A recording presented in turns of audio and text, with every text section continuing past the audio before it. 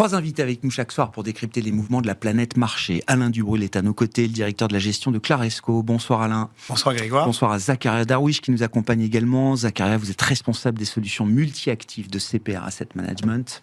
Et François Rimeux, stratégiste senior chez Crédit Mutuel Asset Management, est également en notre compagnie. Bonsoir François. Bonsoir Grégoire. Bon, le nouveau shérif en ville donc s'appelle Kevin Warsh et propose une méthode alors qui rappelle pour ceux qui étaient déjà sur les marchés, je n'étais pas encore observateur assidu des marchés et de la communication des banques centrales, mais qui nous ramène visiblement à quelque chose qu'on a pu connaître dans les années 90, sous l'ère Greenspan notamment, François. Moins de communication, moins de forward guidance, et puis moins d'informations de nos marchés, tout bêtement. Donc il va falloir que les marchés se cherchent un peu plus, et ça peut nous amener un peu plus de volatilité, un peu plus d'incertitude.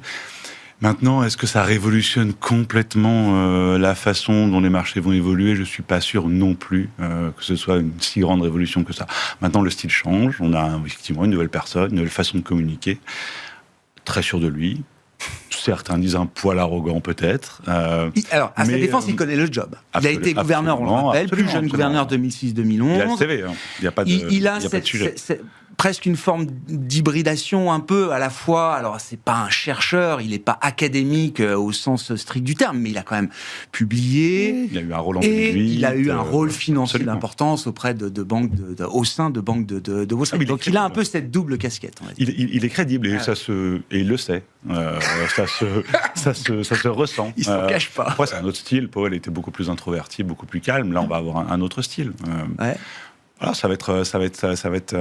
Et le monde sans forward guidance, le monde tel qu'il est aujourd'hui en 2026, je ne parle pas du monde de 87 à 2006 qui a accompagné... Ouais, ça change pas grand-chose. En fait, les forward guidance, elles sont mortes en 2022 sur le choc inflationniste. Et les banquiers centraux ont bien vu que s'engager sur leur politique monétaire à 6 ou 9 mois, c'était trop compliqué. Et donc, ils les ont toutes droppées les uns à la suite des autres. Et donc, finalement, on est en train d'entériner ça. On prend acte. Jusqu'à ce que dans 3, 5, 10 ans, peut-être qu'on revienne sur autre chose parce que le monde a à nouveau changé. Mais là, ça ne change pas grand-chose, en fait. On est en train d'acter quelque chose qui était déjà de fait. La fin des forward guidance, la BCE ne s'engage plus depuis longtemps, elle non plus. Ouais, bon, ils sont toujours un peu ambigus. Évidemment, le discours est toujours... les décisions sont meeting by meeting, data dependent. Dans les communiqués, alors là, le communiqué a été slashé, complètement refondu, reformaté, etc. Dans les communiqués, on laisse toujours traîner quand même quelques pistes qui permettent aux investisseurs de jouer un peu sur les anticipations futures. Vos premières réflexions quant à l'entrée en scène de Kevin Warsh, Zakaria? Oui, je partage l'idée que le personnage a une certaine crédibilité. On peut en juger par la réaction des marchés. Alors là où je vais peut-être avoir une petite nuance, je pense qu'en fait, la forward guidance, quelque part, on s'est rendu compte, et même Powell l'a répété à plusieurs reprises, que ce n'est pas une projection future, ce n'est pas l'indicateur, on va dire, avancé le plus fiable de ce que va faire la Fed. Et pourtant, en fait, ça avait son rôle. Et en fait, en regardant la séance d'hier soir, c'est très intéressant ce qui s'est passé, c'est que les taux d'intérêt, on a vu que les taux d'intérêt courts ont monté de façon extrêmement importante. Et en fait, ils n'ont pas réagi à la déclaration de Warsh. Ils ont réagi à la sortie des dot plots. À la forward guidance. À la forward guidance. Donc en fait, aujourd'hui, la forward guidance, dans le setup d'aujourd'hui, la forward guidance a un impact important sur les marchés. Et en tant qu'investisseur, on regarde. Même si on a derrière la tête que voilà, c'est une forme de communication de la Fed, c'était peut-être une forme de communication de la Fed qui avait son utilité en tant qu'outil de politique monétaire. C'est-à-dire qu'on n'a pas de substitut pour l'instant. Les dots, d'ailleurs, j'ai pas, parce qu'il y a plein de comités qui sont missionnés pour rendre leurs conclusions. À chaque problème, un comité, une force de travail. Oui. Mais que le président Kevin Warsh ne soumette pas ses points, c'est une chose, mais il en reste 11 autres. Et comme vous dites, le marché s'attache quand même encore à regarder ce que les 11 autres membres du comité projettent, même si ces projections, effectivement, sont peut-être un peu fragiles. Elles sont faites au papier-crayon, comme dit Kevin Warsh. Oui, et c'est très important ce qu'ils ont raconté hier. Ils racontent quand même une histoire qui peut être, somme toute, tous les points ont monté, là. Assez créatrice de volatilité, en fait, parce que en fait, il y a quelques meetings, on avait eu 2 dissidents et on avait dit que c'était historique, qu'il y ait 2 dissidents sur une décision de politique monétaire, de mouvement de taux. Là, en fait, les dots, ils sont en train de nous dire que demain, peut-être vous allez avoir en fait la moitié des gouverneurs qui vont voter dans un chemin, et l'autre moitié va voter dans le chemin inverse. Ça veut dire que quelque part, finalement, Warsh a quand même un boulot très compliqué de venir fédérer autour d'une vision commune. Et en fait, c'est peut-être, si on veut être mauvaise langue, il a peut-être communiqué pas beaucoup hier aussi parce que le terrain est assez miné de ménager le fait de trouver une légitimité par rapport à un conseil de gouverneurs qui lui est plutôt hostile vis-à-vis de comment il est arrivé et par qui il a été nommé, et une administration qui dit, il y a un monsieur Trump qui dit oui, whatever, il peut faire ce qu'il veut, mais qui on sait peut avoir des excès de colère par rapport à une politique non accommodante. Oui, il a sans doute réduit au minimum le champ de la conversation au sein du comité pour s'assurer qu'il y ait une forme d'unanimité. Mais à partir du moment où la forward guidance est aussi dispersée, effectivement, je comprends qu'ils soient tous d'accord pour dire ça sert plus à rien, quoi. Et en tout cas, en fait, on se rend compte que là, pendant des années, on a vécu sur une forward guidance qui, quelque part, était la béquille aussi des marchés financiers quand ça allait mal. On avait le sorte de put psychologique de la Fed. Et en fait, ce qu'essaye d'instaurer en fait Kevin Warsh avec sa communication d'hier, c'est que il faut moins compter là-dessus, plus regarder les chiffres. Donc ça veut dire que quand vous allez avoir un chiffre d'inflation, un chiffre d'emploi, ça peut faire bouger les marchés beaucoup plus que ce qui a été par le passé, parce qu'il y a plus cette anticipation de une communication de la Fed qui vienne atténuer l'impact macro dans un sens ou dans l'autre. C'est très clair, cette forward guidance a été instaurée justement pour limiter la volatilité induite éventuellement par la réserve fédérale américaine. C'était un effet l'objectif. Alors si je vais même plus loin encore dans l'argumentation de Kevin Warsh, il estime même qu'il redonne une forme d'efficacité au marché en leur permettant de se focaliser directement sur la donnée brute plutôt que de passer par le filtre de la Fed. C'est vrai que le jeu des marchés parfois a été de dire quelle va être l'interprétation que la Fed va faire d'un chiffre pour que moi-même, je forme ma propre anticipation. Là, c'est à partir des données que le marché se fera son avis. Et c'est un input que la Fed prendra forcément en considération, mais pas l'inverse. Disons que c'est au point d'ailleurs que parfois, quand les nouvelles étaient mauvaises, ça avait plutôt un impact positif sur les marchés, parce que comme elles sont mauvaises, la Fed va baisser ses taux, et du coup, maintenant, l'impression que j'en ai, moi je suis moins macroéconomique, mais moi je retiens quand même qu'au début, l'idée c'est que Trump nomme un gars qui soit là pour baisser les taux. Bon, visiblement, le filtre du Sénat et les échéances électorales font que la bonne nouvelle quand même, c'est que c'est quelqu'un qui a l'air indépendant, et que même s'il a l'oreille de Trump, il reste assez classique finalement, assez fondamental par rapport à son parcours, même par rapport à ce qu'il a dit hier. On l'a trouvé plutôt faucon, finalement. Donc son mantra, c'est « We will deliver price stability ». Voilà. Et ça, c'est écrit, répété, c'est la phrase de conclusion du communiqué de en même temps, 3 paragraphes. Bon, ça reste la Bible de la Fed et de la BCE d'ailleurs. Alors, il y a aussi l'emploi. C'est vrai qu'en ce moment, l'emploi, c'est un peu moins tendu qu'avant. Donc voilà. Et l'inflation est plus le sujet, évidemment. Mais moi, je vois plus une forme de continuité, parce que finalement, c'est pas parce qu'il y a un nouveau président de la Fed que les taux vont baisser de manière irrationnelle, je dirais. Maintenant, l'absence de forward guidance, on peut dire que BCE comme Fed, s'étant un peu fait surprendre par l'inflation en 2023, le discours est toujours data dependent. 22, oui. Non, 23, parce qu'en fait, au début, ils y croyaient pas, donc ils ont mis du temps à réagir. Oui, ils montent les taux à partir de 22, oui. Même un peu plus, 22. Ils montent les taux en 22, avec mars retard, 22 pour la Fed, avec un peu de retard. Et donc, on comprend qu'ils n'ont pas envie de laisser l'inflation repartir. Bon, là, avec la baisse du prix du pétrole, ça devrait aller mieux. Mais disons qu'on a des banques centrales en fait, qui naviguent un peu à vue quand même.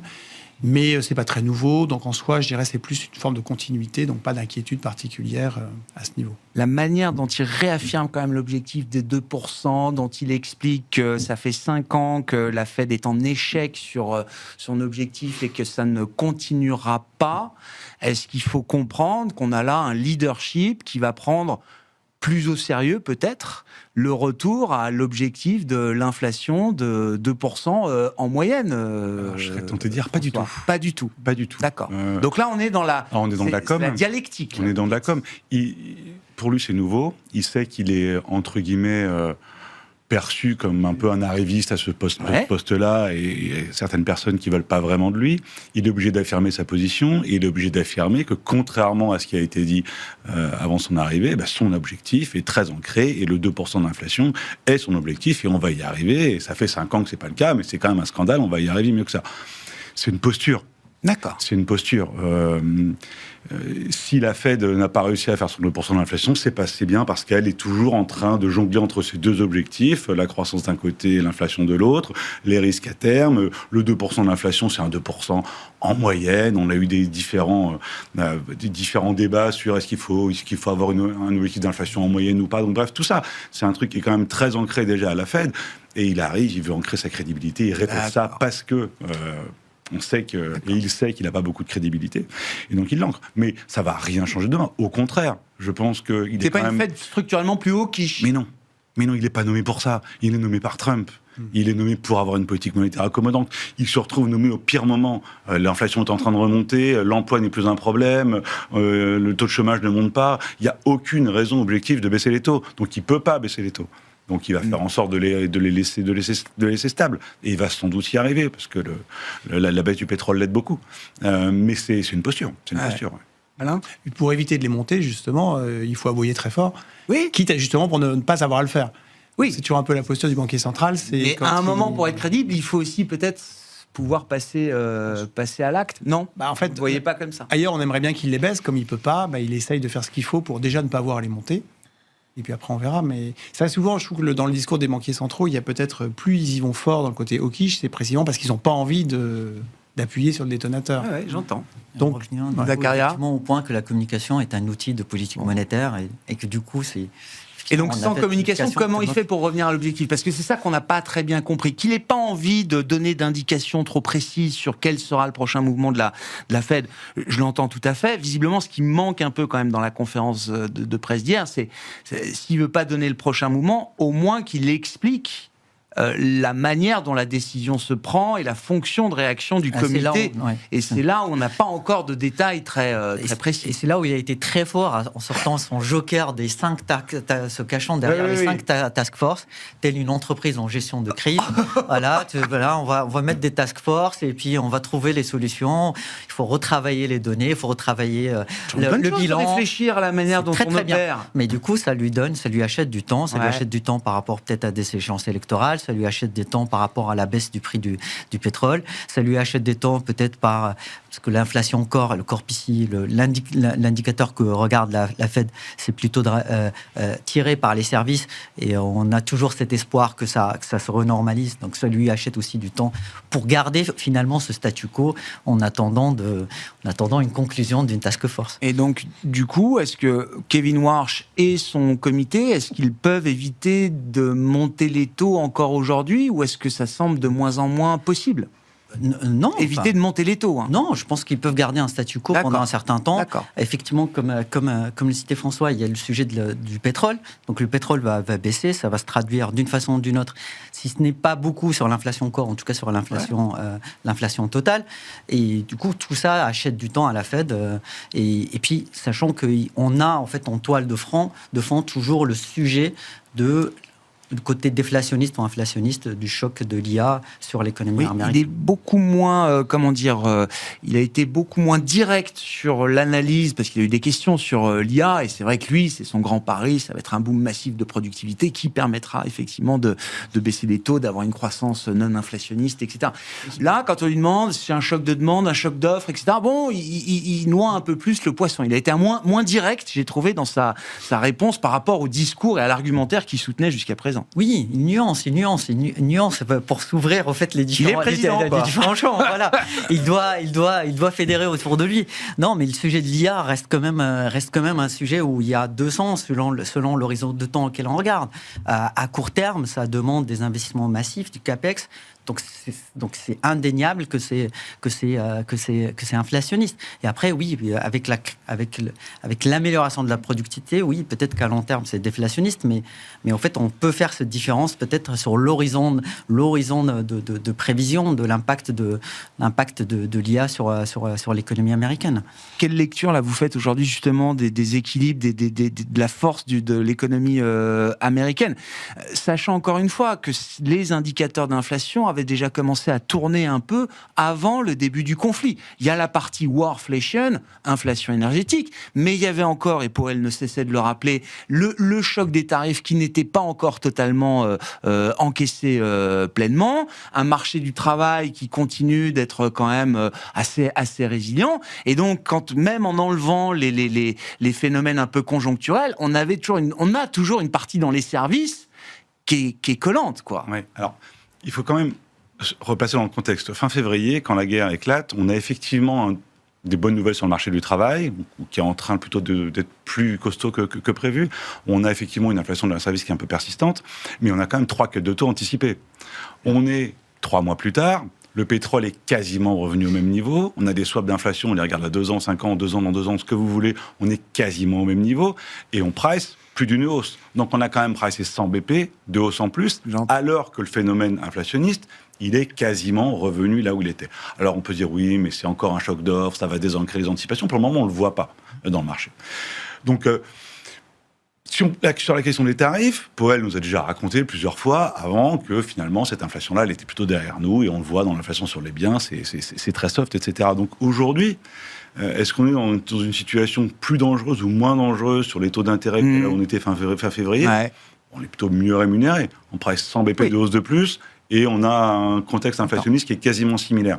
Maintenant, effectivement, on est rentré dans une ère depuis maintenant un certain nombre d'années où l'inflation, c'est un sujet, pour plein de raisons. Les guerres, le côté géopolitique qui est très compliqué, les dépenses budgétaires qui sont systémiques de la part de tous les États.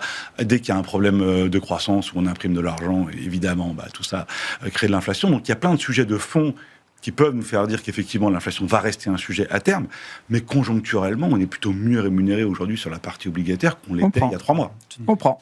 Voilà. Le risque est mieux couvert, mieux rémunéré de ce point de vue-là. Sur la réaction de marché, il s'est montré crédible. Alors c'est vrai que si on regarde la crédibilité à l'aune de l'évolution du dollar, oui, le dollar a pris 1%, donc il y a une forme de crédibilité de ce point de vue-là. Le mouvement massif d'aplatissement de la courbe, quelle est la traduction de ce mouvement? Qu'est-ce que ça veut dire, Zaccaria? Ça traduit également, on va dire, en partie une crédibilité de se dire, finalement, la Fed va... On reprend le contrôle sur cette partie longue de la courbe, là.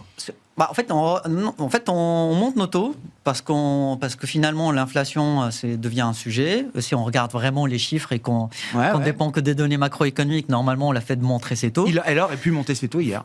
La règle lui aurait permis de le faire. Tout à fait. C'est pour ça que peut-être qu'on se dit, on est dans l'exercice de com. Quand même. Voilà. Mais du coup, le marché commence à pricer, là au pic hier, il priçait 2 hausses de taux à mars de l'année prochaine.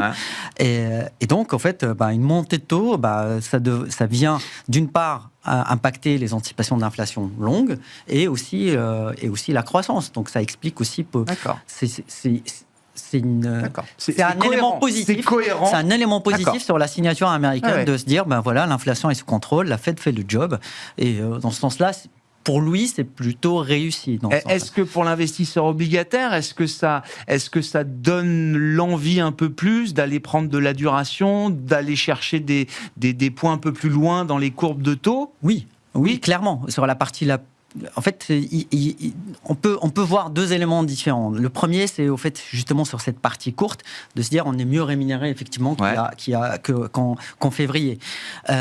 Après, si finalement... cette fonction de réaction sur laquelle il a communiqué hier n'est pas que de la posture, et vraiment on est dans l'implémentation, on peut vraiment s'attendre à une partie courte qui peut souffrir un peu. Parce qu'on parle là de l'inflation, on parle d'une inflation qui surtout sur la partie service, qui baisse pas trop. On a la Coupe du Monde en ce moment, il peut y avoir des effets de saisonnalité. Donc en fait, il y a tous ces éléments-là qui peuvent se factoriser dans les chiffres d'inflation dans les mois à venir, et à alimenter ce narratif, même si la Fed ne le fait pas. Alimenter le narratif comme quoi la Fed va monter de façon renforcer encore un peu ce mouvement agressif. Voilà, tout à fait. Sur la partie longue, c'est plus rassurant dans le sens où, on se dit que les anticipations d'inflation, maintenant, ils sont contenus. Ils n'ont pas bougé pendant la crise, c'est-à-dire que la partie courte a bougé, l'inflation implicite des marchés, elle a bougé sur la partie courte naturellement avec le pétrole, mais elle n'a pas du tout bougé sur la partie longue. Donc c'est rassurant par rapport à ça. Les taux réels restent élevés. Les taux réels longs sur les États-Unis, ils sont autour de plus. Voilà, ils sont autour de 2,40, 2,50 par rapport à une valeur, on va dire, de croissance potentielle qui est à 1,9. Donc tous ces éléments-là sont plutôt rassurants pour l'investisseur obligataire aujourd'hui. François, sur la stratégie obligataire que ça peut impliquer. Oui, l'exercice est plutôt réussi, il est plutôt crédible, et le pricing actuel nous donne plus envie d'avoir un peu de risque obligataire américain qu'il y a 2 à 3 mois avant la crise. Okay. Voilà, on sentait bien qu'il y avait un mouvement entre guillemets, de hawkishness des banques centrales qui était en train de se mettre en place. Il est fait, c'est passé, on est plutôt mieux rémunéré. Oui, donc finalement, il arrive plutôt dans une position confortable. L'inflation, le pic de l'inflation de la guerre est peut-être derrière nous. Le réglage est bien hawkish, donc peut-être que maintenant on va avoir des bonnes surprises. Après, il y a un gros sujet, c'est le sujet de l'IA et des investissements quand même, qui devient un sujet macro. En fait. Et c'est un peu l'éléphant. Oui, mais on va en parler. Alors, sur l'inflation, la baisse des prix de l'énergie devrait calmer un peu les choses. Il y a quand même peut-être deux observations. Le premier, c'est que sur tout ce qui concerne l'inflation alimentaire, les pénuries d'engrais, etc., c'est le genre de choses qui vont avoir un impact dans quelques trimestres. En fait. Donc il y aura un effet différé aussi dans la chimie. C'est beaucoup revenu les prix des engrais.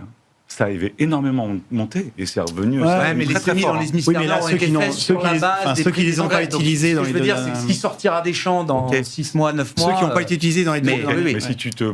Non, mais ça va pas durer. Oui, j'entends. Mais la food inflation des engrais non utilisés depuis 2 mois, ça va se sentir. Même si certains disaient quand même que pour la saison de plantation actuelle, il y avait déjà pas mal de stocks qui avaient été faits. D'accord. Maintenant, c'est sur l'IA. On voit bien évidemment qu'il y a une hausse des capex qui est considérable, mais quelque part, quand je commence à voir en bottom-up les révisions à la hausse d'estimation d'un certain nombre de sociétés, quand on voit par exemple que la hausse des ventes de semi-conducteurs pour cette année, on était plutôt à plus 20 l'année d'avant, on serait à plus 85%. Je commence à m'interroger dans les 85, quelle est la part du prix ? Parce qu'il n'y en a pas pour tout le monde, et quand on voit les révisions à la hausse de certaines sociétés... Pour moi, c'est massivement tiré par l'inflation aujourd'hui, à volume par égal, la hausse des prix. Par exemple, Bézi, qui vient de remonter de 10 points pratiquement ses attentes pour les prochains trimestres, il y a clairement de l'inflation là-dedans. Donc, quelque part, il y a une demande explosive, mais comme il y a des goulots d'étranglement, ça se traduit aussi par un choc de demande, finalement, qui, au niveau macro, se traduit par plus d'investissement pour tous ces gens-là, avec derrière la question de savoir, ils claquent beaucoup parce qu'il faut être présent, mais est-ce que les retours seront à la hauteur des attentes ? C'est un peu comme sur SpaceX. Les fusées, l'espace peut-être, mais l'IA, parce qu'ils veulent aller très fort dans l'IA, Goldman ou Morgan Stanley disent qu'ils feront peut-être, ils pourraient faire 200 à 300 milliards de dollars dans l'IA en 2030. Moi, je dis pourquoi pas, mais avec quel capex Parce que, ils sont en retard, et 2, les capex sont de plus en plus coûteux pour le même résultat. Donc, je me demande dans quelle mesure... On n'est pas en train de construire plus de puissance de calcul, c'est simplement qu'on la paye plus cher. Il y en a plus... il y a une vraie demande, mais quelque part, il faudrait commencer à s'interroger dans la hausse des volumes, dans la hausse des... quelle est la partie prix ? Quelle est la part prix-volume ? Et ça fragilise les tests d'investissement sur ces boîtes d'ail ? Déjà, au niveau global, c'est de l'inflation qui quand même mesure. Alors, je ne sais pas dans quelle mesure, comme c'est très B2B, dans quelle mesure c'est reflété dans les chiffres d'inflation, mais en tout cas, c'est inflationniste. Vous regardez les prix à l'importation aux États-Unis, les prix à la production. Dans les prix des PC, par exemple, je voyais les prix des présentation mémoires. Ce matin, le déflateur hardware, donc le prix de l'informatique aux États-Unis a baissé de 30% entre 2007 et 2017. Moins 30% en 10 ans. Depuis 2017, c'est en train de tourner. Et alors, pour les trucs qui sont moins privilégiés, parce que tout va à l'IA, c'est-à-dire que vous avez un PC ou, à la limite, ils sont plus livrés en plus, ou en mémoire, ça attend, ou alors il faut payer très très cher pour avoir des mémoires bas de gamme, parce que les constructeurs préfèrent privilégier forcément les clients IA. Donc, ça veut dire quand même de l'inflation sur tous ces produits-là, peut-être un tassement de la demande. Et derrière, aussi, quand on voit aussi quelque chose comme... même SpaceX, globalement, il y a quand même 1 trillion de valeur. Si jamais tous les employés commencent à vendre leurs actions entre 2 et 6 mois, c'est 500 milliards de dollars qui peuvent être réinjectés. Alors, je ne sais dans quoi, mais ça peut être inflationniste aussi, parce que... là, on a créé, 4 000, 5 000 millionnaires ou multimillionnaires comme ça, là, en une opération. C'est un effet de richesse monstrueux. On va voir ce que ça donne, mais il y a des facteurs quand même autres que les prix de l'énergie dans le maintien d'une certaine inflation, notamment aux États-Unis. L'IA, thème macro. Évidemment, à terme, c'est un choc d'offre positif. Mais pour l'instant, on a quand même l'impression que ça tire les prix à la hausse. François. Oui, ça tire les prix à la hausse. C'est une énorme demande, et une énorme demande, c'est de la croissance. Il y a l'IA, c'est 1% de croissance à peu près aux États-Unis sur les 2 plus qu'on a fait sur les 12 derniers mois. Donc c'est très très important. Et sans ce vecteur-là d'investissement, on aurait une croissance moins forte, on aurait une demande moins forte, on aurait un effet richesse moins fort, on aurait une consommation moins forte, etc. Les États-Unis auraient la croissance de la zone euro, pour dire les choses. Peut-être pas à ce point-là non plus, quand même, mais pas si loin. Pas si loin, je crois, trimestre sur trimestre, pas si loin. Stricto sensu, un secteur équivalent dans la hall d'économie, c'est pas... c'est pas trop qu'aux US, il y a une conso qui est un peu meilleure quand même, parce que tout ça irrigue, mais au final, c'est pas très différent. Non, effectivement, quand on regarde les indices et la composition, d'où est-ce que ça monte, comment ça monte, c'est qu'une sorte de pondération sectorielle, finalement, plutôt que différence secteur par secteur. Donc, effectivement. Donc, c'est un sujet macro aujourd'hui, l'IA. Si on a, à un moment donné, des déboires et des agréments sur le côté somme des investissements parce que le retour sur investissement n'est pas suffisant, parce que ça coûte trop cher, in fine, on va avoir un vrai sujet de croissance, en fait. Et on va avoir ça pose aujourd'hui un sujet macro. Et on voit bien que le sujet devient un sujet politique. Ça va devenir de plus en plus ça. Quand ils interdisent à Anthropic d'aller vendre leur modèle à l'étranger, ça devient un sujet politique. Et je vous passe les moratoires parce qu'on ne veut pas construire, on ne veut pas que l'électricité de l'État soit aspirée par les data centers, etc. Ouais. Donc la bataille des midterms, ça va être aussi une bataille autour de l'IA entre les pros et les anti, entre les démocrates et les républicains. Et quand on interdit à Anthropic de vendre ses modèles à l'étranger, ça veut dire aussi que le retour sur investissement des investissements d'Anthropic, comment est-ce qu'ils monétisent, se fera sans l'Europe. C'est compliqué. Sans l'Europe, sans la Chine, sans tout le monde. Donc ça pose quand même plein de questions sur... On est aujourd'hui dans une... Je ne sais pas si on peut appeler ça une bulle, mais par certaines métriques, on n'en est quand même pas loin. Ce qui ne veut pas dire que la bulle va exploser demain. On a connu je ne sais combien de bulles depuis 50 ans. Si vous appelez pas ça une bulle, vous êtes le dernier à pas appeler ça une bulle. Voilà, pour le price to sell de SpaceX, c'est difficile à regarder, à rationaliser. Voilà, donc ça peut durer encore longtemps, mais effectivement, il y a des mécanismes qui font que tout ça est auto-imbriqué et voilà, et potentiellement... Et qu'est-ce qu'on va guetter pour... parce qu'en termes de gestion, évidemment, il faut être exposé à ce thème, mais c'est un thème inflammable, tout le monde en a conscience. Qu'est-ce qu'on guette comme marqueur ? Une baisse de la croissance des CAPEX, ça ? Et puis la liquidité au sens large. Financement, on a vu. La liquidité au sens large. Typiquement, les trucs qu'il va falloir regarder, c'est les IPO de Anthropic et OpenAI.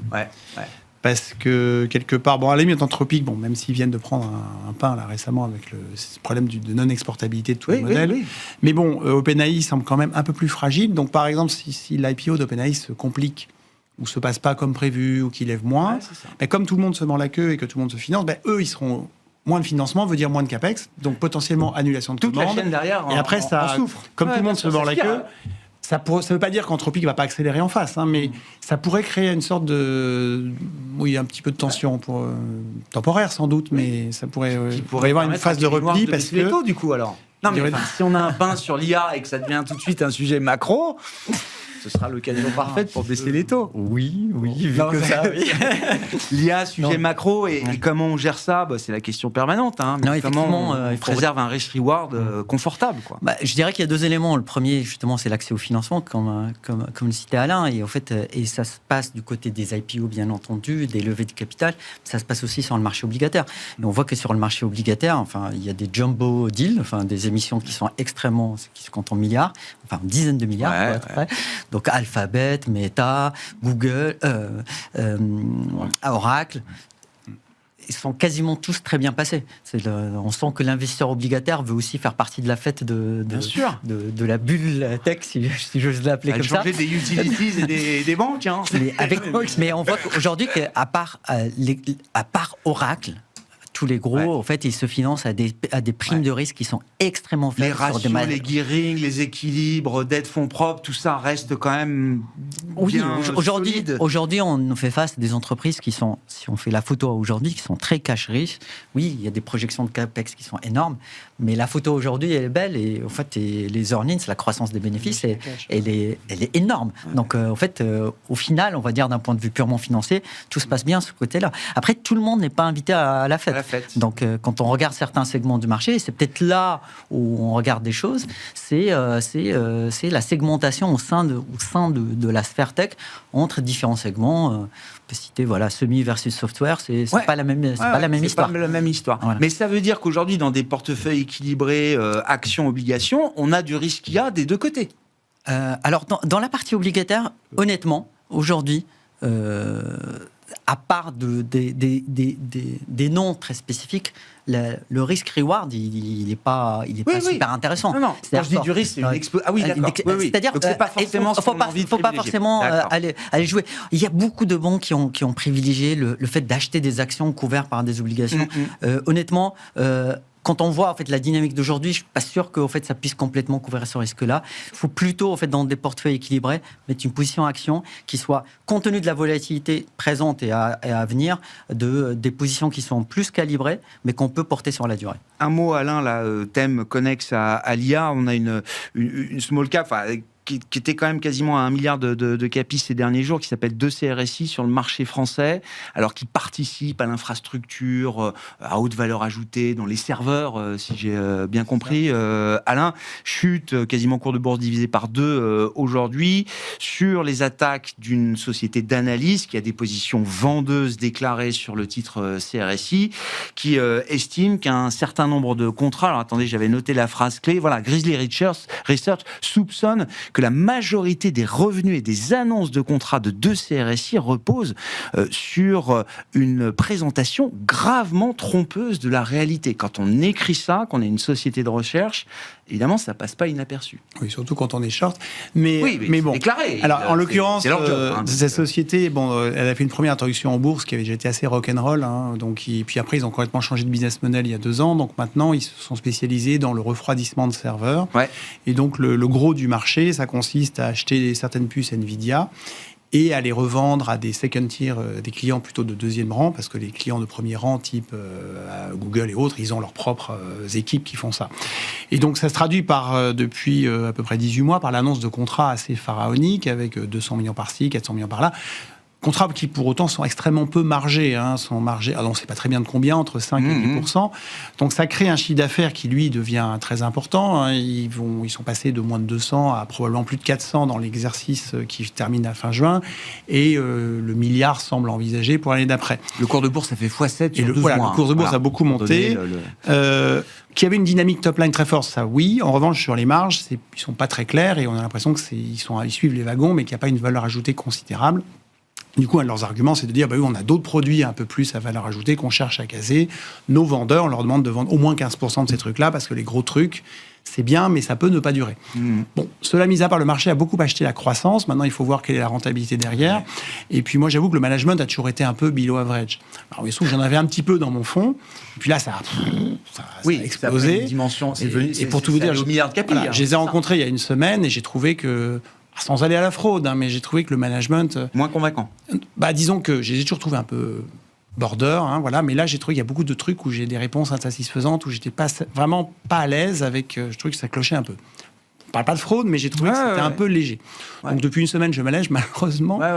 Je pensais avoir le temps de m'alléger, et puis le truc arrive au milieu.